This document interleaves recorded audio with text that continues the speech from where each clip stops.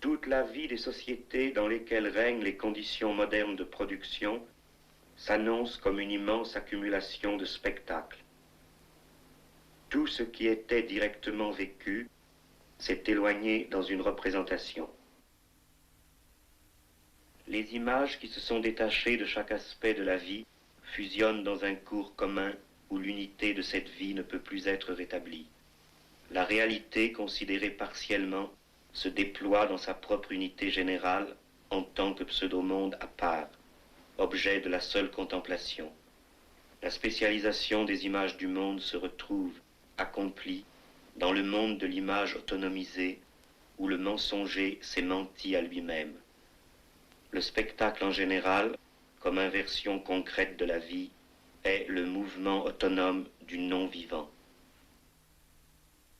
Le spectacle se présente à la fois comme la société même, comme une partie de la société et comme instrument d'unification. En tant que partie de la société, il est le secteur qui concentre tout regard et toute conscience. Du fait même que ce secteur est séparé, il est le lieu du regard abusé et de la fausse conscience. Et l'unification qu'il accomplit n'est rien d'autre qu'un langage officiel de la séparation généralisée. Et nous avons, à la fin de ces délibérations, apprécié ce qui était positif et mis en évidence aussi qu'il restait encore beaucoup à faire. Le spectacle n'est pas un ensemble d'images, mais un rapport social entre des personnes, médiatisé par des images. Le spectacle, compris dans sa totalité, est à la fois le résultat et le projet du mode de production existant. Il n'est pas un supplément au monde réel, sa décoration surajoutée. Il est le cœur de l'irréalisme de la société réelle. Sous toutes ses formes particulières, information ou propagande, publicité ou consommation directe de divertissement, le spectacle constitue le modèle présent de la vie socialement dominante. Il est l'affirmation omniprésente du choix déjà fait dans la production et sa consommation corollaire.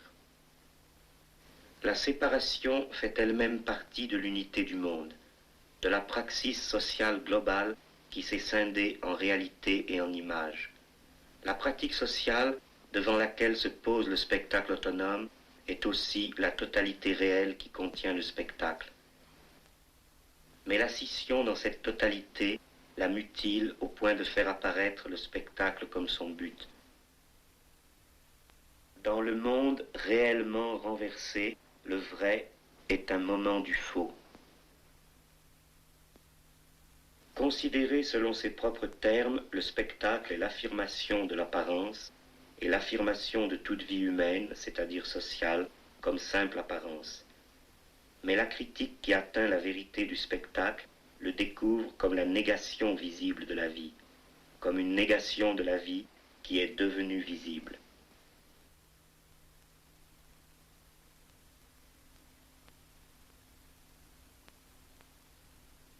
Le spectacle se présente comme une énorme positivité indiscutable et inaccessible.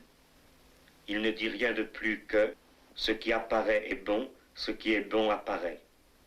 L'attitude qu'il exige par principe est cette acceptation passive qu'il a déjà en fait obtenue par sa manière d'apparaître sans réplique, par son monopole de l'apparence. Le spectacle se soumet les hommes vivants dans la mesure où l'économie les a totalement soumis. Il n'est rien que l'économie se développant pour elle-même. Il est le reflet fidèle de la production des choses et l'objectivation infidèle des producteurs.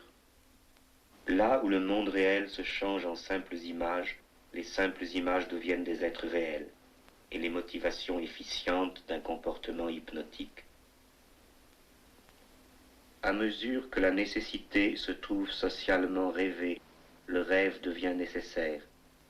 Le spectacle est le mauvais rêve de la société moderne enchaînée, qui n'exprime finalement que son désir de dormir. Le spectacle est le gardien de ce sommeil.